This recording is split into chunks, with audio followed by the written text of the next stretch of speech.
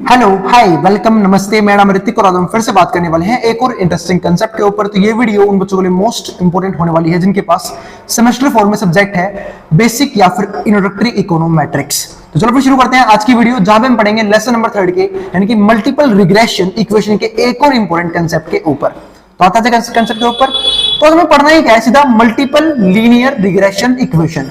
तो आज हम इसके ऊपर बात करेंगे।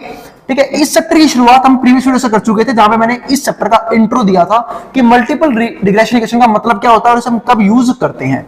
ठीक है, तो आज हम इसी बात को आगे बढ़ाते हुए इसको शुरू करते हैं। और भाई इस कंप्लीट सीरीज के नोट्स बन चुके हैं। जिन बच्चों को नोट्स परचेज करने हैं वो इस नंबर पे जाए 9667836333 यहां जाके नोट्स ले सकते हैं। अब आते हैं कंसेप्ट के ऊपर।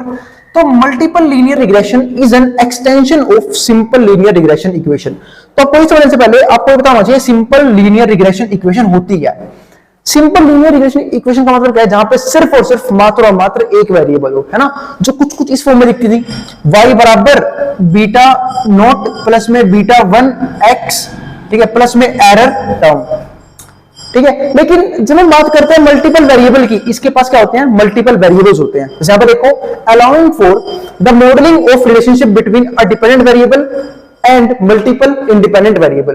तो जो मल्टीपल रिग्रेशन इक्वेशन होता है वो क्या दिखाता है, रिलेशनशिप किसके बीच में, डिपेंडेंट वेरिएबल के, यानी कि मल्टीपल इंडिपेंडेंट वेरिएबल से लेके डिपेंडेंट वेरिएबल के बीच में। क्योंकि डिपेंडेंट वेरिएबल तो एक ही होगा, लेकिन independent variable multiple regression case में बहुत सारे होते हैं। जैसे कि यहां पे बात करूं तो यहां पे जो y है वो क्या है, डिपेंडेंट वेरिएबल, लेकिन जो ये x है ये हमारे पास क्या है, इंडिपेंडेंट वेरिएबल। लेकिन हम यहां पे बात करूं तो इस इक्वेशन में क्या लिखा हुआ है, allowing for the modeling of relationship between a dependent variable, कि एक तो डिपेंडेंट वेरिएबल होगा एंड मल्टीपल इंडिपेंडेंट वेरिएबल, पर बहुत सारे क्या होंगे, इंडिपेंडेंट वेरिएबल होंगे। तो रिग्रेशन इक्वेशन वो इस फॉर्म में बनती है, देखो यहां लिखा हुआ है। ठीक है, y equals to beta not plus में बीटा 1 x1 प्लस में बीटा 2 x2 प्लस में dot dot dot beta n xn plus में लास्ट में क्या है, एरर टर्म। तो जो यहाँ पे ये x1 यूज हुआ, x2 यूज हुआ, xn यूज हुआ, x3 यूज कर सकते हैं, बीच में x4 यूज कर सकते हैं। तो वो सारे हमारे पास क्या है, इंडिपेंडेंट वेरिएबल्स। और जो ये y है वो हमारे पास क्या है, डिपेंडेंट वेरिएबल, एक सिंगल डिपेंडेंट वेरिएबल, और बाकी सब क्या है हमारे पास, इंडिपेंडेंट वेरिएबल। और जो ये है बीटा नॉट, बीटा 1, बीटा 2, तो ये तो हमारे पास इंटरसेप्ट हो गया, और बाकी सारे हमारे पास क्या है, कोफिशिएंट। बीटा 1 कोफिशिएंट है, बीटा 2 कोफिशिएंट है, बीटा n क्या है, कोफिशिएंट है। तो जब भी वेरिएबल के मल्टीप्लाई में कोई भी कांस्टेंट यूज करते हैं वो हमारा क्या होता है, उस वेरिएबल का कोफिशिएंट। अब आगे देखो, models assume that the relationship between the dependent variable and independent variables is linear.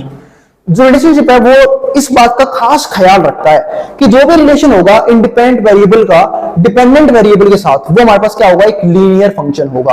अब फंक्शन लीनियर कब बनता है, जो हम वेरिएबल यूज कर रहे हैं उसकी पावर क्या हो, जब 1 हो। जैसे यहां पे देखो, हमने x1 यूज किया, इसकी पावर 1 है, x2 यूज किया, इसकी पावर 1 है, xn यूज किया, इसकी पावर 1 होगी। ठीक है, तो ये सारे जो पावर है कितनी यूज होगी हमारे पास यहाँ पे, 1। अब आगे आते हैं, तो इस केस में हम सबसे कौन सी चीज क्या है, जो y है वो हमारे पास क्या, dependent variable. y dependent variable है क्योंकि y की वैल्यू डिपेंड करती है किसके ऊपर, इंडिपेंडेंट वेरिएबल, यानी कि इन सारी वैल्यूज पे। x1 क्या होगा, x2 क्या होगा, ऐसे x3 क्या होगा, xn क्या होगा। और जैसे ही इंडिपेंडेंट वेरिएबल्स में चेंज आता है, हम सबने देखा है प्रीवियस वीडियोस में कि जैसे ही इंडिपेंडेंट वेरिएबल में चेंज आता है, डिपेंडेंट वेरिएबल अपने आप ही चेंज हो जाता है। ठीक है, यहां पर देखो x1 x2 x3 xn, ठीक है, ये सारे क्या है, मल्टीपल इंडिपेंडेंट वेरिएबल्स, जिसको हम क्या बोलते हैं, प्रेडिक्टर्स, जिनको हम खुद प्रेडिक्ट करते हैं और उसके हिसाब से हमारा डिपेंडेंट वेरिएबल चेंज हो जाता है। अब आगे समझते हैं, बीटा नॉट क्या है, इंटरसेप्ट। बीटा नॉट हमारा क्या होता है, क्या है, इंटरसेप्ट है। चाहे वो ये वाली इक्वेशन हो जिसको हम क्या बोलते हैं, सिंपल लीनियर रिग्रेशन इक्वेशन, और चाहे वो मल्टीपल लीनियर रिग्रेशन इक्वेशन। अब आगे बात करूं, और कांस्टेंट टर्म भी हो सकता है इसे, और जो बीटा 1, बीटा 2 या फिर बीटा n है वो क्या है, coefficient for the respective independent variable. तो जो भी हमारे ये बीटा 1, बीटा 2, बीटा n तक यूज हुआ है वो सारे क्या है, कोफिशिएंट है। पहले बता चुका हूं मैं, सारे क्या है, कोफिशिएंट है, जो भी इंडिपेंडेंट वेरिएबल है उनके। अब इसके बाद क्या आता है हमारे पास, they represent the change in expected value of y। और ये क्या रिप्रेजेंट करते हैं कि y में किस रफ्तार से चेंज आएगा या फिर कैसे चेंज आएगा अगर हम इंडिपेंडेंट वेरिएबल को चेंज कर दे या फिर हम कोफिशिएंट को चेंज कर दे। फिर क्या आता है, for a 1 unit change in the corresponding x, अगर वन यूनिट चेंज आया x में, assuming that all other variables are constant, कि सारे सारे जो भी वेरिएबल्स यूज हो रहे हैं, पर कौन से वेरिएबल्स, इंडिपेंडेंट वेरिएबल्स जो भी यूज कर रहे हैं वो सारे क्या है, कांस्टेंट मान के चलते हैं। तो जैसे ही x में चेंज आएगा उतने ही यूनिट से हमारा y भी चेंज हो जाएगा। ठीक है, मतलब क्या कि जैसे x हमने किसको मान रखा था, एक सिंगल वेरिएबल है ना x, सपोज करो ये हमारे पास एक x है, या फिर मैं इसको नाम दे देता हूं x1 से पहले कोई x है, ये x है सिर्फ, ठीक है, या फिर x1 यहां पे किया हुआ है, यहां पे x1 कर लेते हैं। तो जैसे ही x1 में किसी भी तरीके का चेंज आएगा, ठीक है, x1 क्या है, एक इंडिपेंडेंट वेरिएबल, लेकिन बाकी सारे जो वेरिएबल्स हैं इंडिपेंडेंट, उसको मैंने क्या मान लिया, कांस्टेंट, वो फिक्स रहेंगे। जैसे ही इसमें 1 यूनिट का चेंज आएगा, मेरा y भी 1 यूनिट से चेंज हो जाएगा। अब आगे समझते हैं। और जो ई है वो हमारे पास क्या है, एरर टर्म, यानी कि एरर को दिखाने के लिए कि छोटी मोटी गलतियां यहाँ पे अप्लाई हो सकती हैं, फिर गलती से हो सकती हैं। लेकिन कि मॉडल जो है, कोई सा मॉडल है वो 100% एक्यूरेट नहीं होता जब वो लगाया जाता है, उसमें थोड़ी बहुत गलती गुंजाइश होती है, उसी को दिखाने में क्या लिखा हुआ है, एरर टर्म। अब आगे आते हैं। अब नोट में क्या है वो समझते हैं। कोफिशिएंट जो है ना, beta 1, beta 2, beta n are estimated using the method of least square.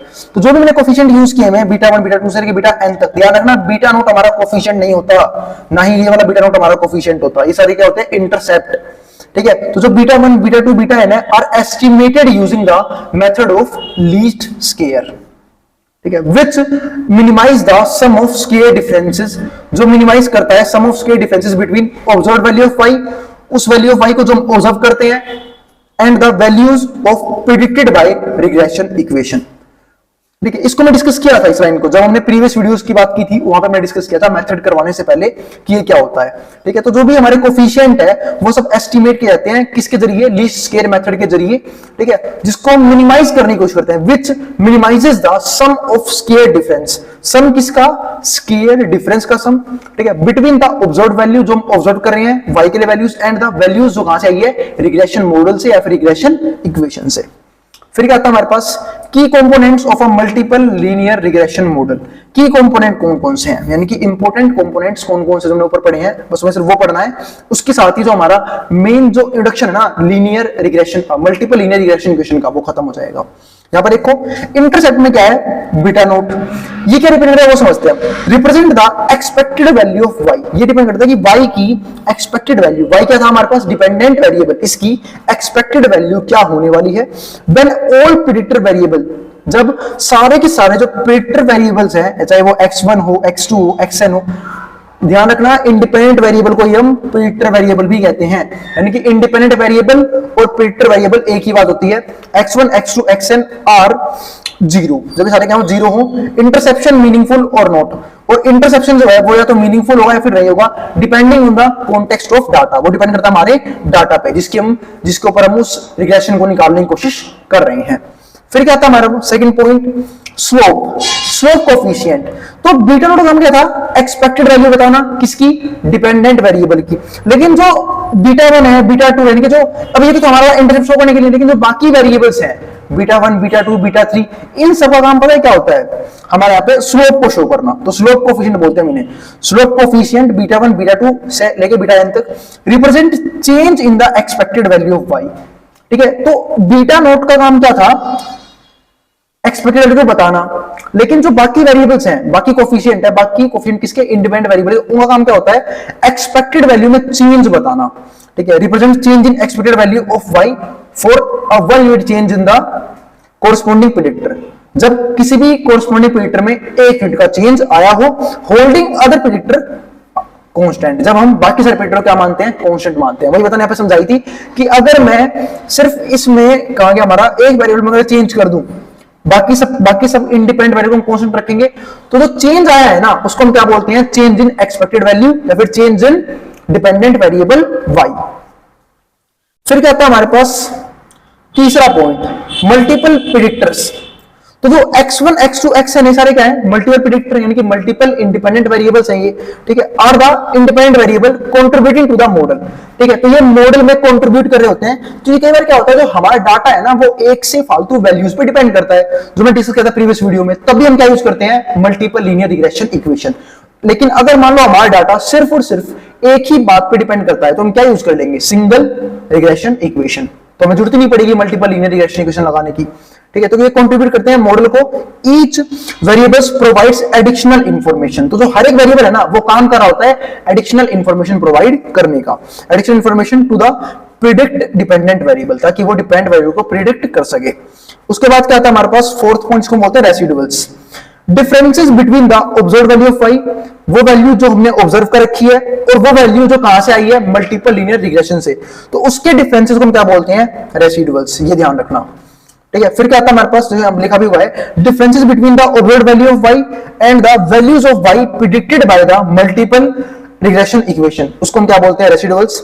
और जो फिफ्थ पॉइंट है वो हमारे पास है आखिरी की पॉइंट, जिसको हम बोलते हैं assumption। क्या होंगे हमारी, तो multiple linear regression assumes linearity, independence, ठीक है, ऑफ रेसिडुअल्स। मतलब क्या, किसी भी तरह की कोलिनियरिटी नहीं होगी, इंडिपेंडेंस होंगे। ठीक है, तो कोलिनियर होने का मतलब क्या होता है कि जिसे यहाँ पे लिखा भी हुआ है ना, एंड नॉर्मैलिटी, नॉर्मल होंगे residuals, simple linear regression equation.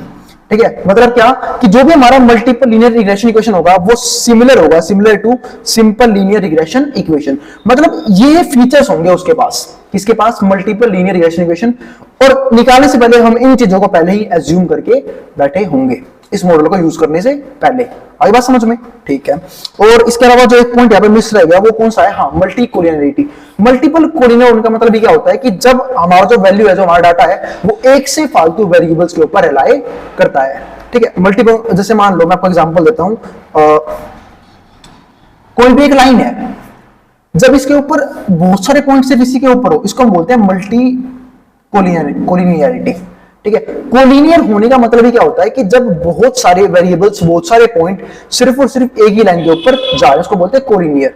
और मल्टी कोलिनियरिटी जब बहुत सारे पॉइंट हो, मतलब इतने पॉइंट हो जिनको मैं काउंट भी ना कर पाऊं, जिसमें क्या वर्ड यूज करते हैं, मल्टी कोलिनियरिटी। आई बात समझ में? तो ये चीज ध्यान रखना। तो ये भी हमारा एक असम्पशंस में से एक होता है।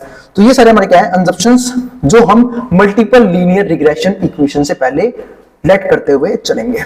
आई बात समझ में? तो ये हमारा था intro multiple linear regression equation क्या होता है, उसके अलग अलग टर्म्स को हमने डिस्कस किया, कैसे कैसे हम निकालते हैं। इसमें क्या क्या समझा, देखो एक बार मैं समझा देता हूं कि जो मल्टीपल इंडिपेंडेंट वेरिएबल है उनका क्या यूज होता है। ठीक है, जो हमारे कोफिशिएंट है उसका काम क्या होता है, स्लोप कौन से कोफिशिएंट बताते हैं और इंटरसेप्ट कौन सा कोफिशिएंट बताता है, इंडिपेंडेंट वेरिएबल में चेंज कैसे आता है, ठीक है, और डिपेंडेंट वेरिएबल कैसे बदलता है इंडिपेंडेंट वेरिएबल में चेंज आते ही। आई बात समझ में? तो ये सारे कुछ टॉपिक्स थे जो हमने इस वीडियो में डिस्कस किया, यानी कि हमने, और लास्ट में ये भी देखा कि एरर टर्म क्या होता है। ये सबसे इंपॉर्टेंट था कि जब कोई भी मॉडल हम किसी भी प्रैक्टिकल लाइफ में लगाते हैं तो वहां पे कुछ ना कुछ एरर्स आते हैं, तो हमें वो एरर प्रेडिक्ट करने के लिए मैं क्या यूज करना पड़ गया, ये एरर टर्म। ये कहीं ना कहीं गलती गुंजाइश रह जाती है जब हम किसी भी मॉडल को रियल लाइफ में फिट करने की कोशिश करते हैं अलग अलग फील्ड्स में। आई बात समझ में? मिलेंगे भाई फिर अगली वीडियो में, जहां पे हम बात करेंगे इसी कंसेप्ट्स के ऊपर डीप में, यानी कि मल्टीपल लीनियर रिग्रेशन के ऊपर डीप में। क्योंकि चैप्टर चल कौन सा रहा है, मल्टीपल लीनियर रिग्रेशन। ठीक है, और जो हमारा पिछला चैप्टर हुआ था वो हुआ था हमारा कौन सा, सिंपल लीनियर रिग्रेशन इक्वेशन का। ठीक है, और भाई अगर वीडियो पसंद आए तो वीडियो लाइक करना मत जाना, और चैनल को सब्सक्राइब भी कर देना ऐसी वीडियोस के लिए। मिलते हैं अगली वीडियो में। अब इसको जो उतारना है उतार ले, मैं हट रहा हूं बोर्ड के सामने से।